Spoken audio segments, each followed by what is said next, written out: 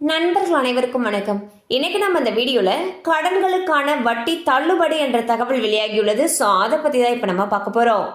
வீட்டு வசதி வாரியத்தில் மலிவு விலையில் வீடு வாங்கிய பலரும் தவணை கட்ட தவறியதால் அபராத வட்டியுடன் சேர்த்து கடன் சுமை அதிகரித்துள்ளது.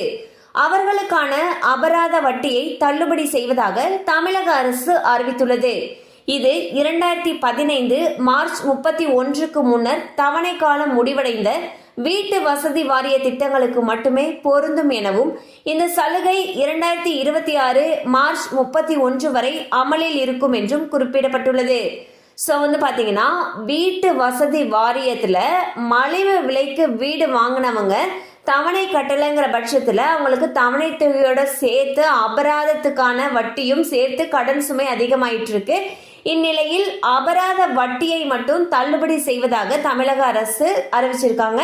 இது யார் யாருக்கெல்லாம் பொருந்தும்னு சொல்லி பார்த்தீங்கன்னா 2015 மார்ச் 31க்கு முன்னர் தவணை காலம் முடிவடைந்த வீட்டு வசதி வாரிய திட்டங்களுக்கு மட்டும்தான் பொருந்தும் சொல்லியிருக்காங்க.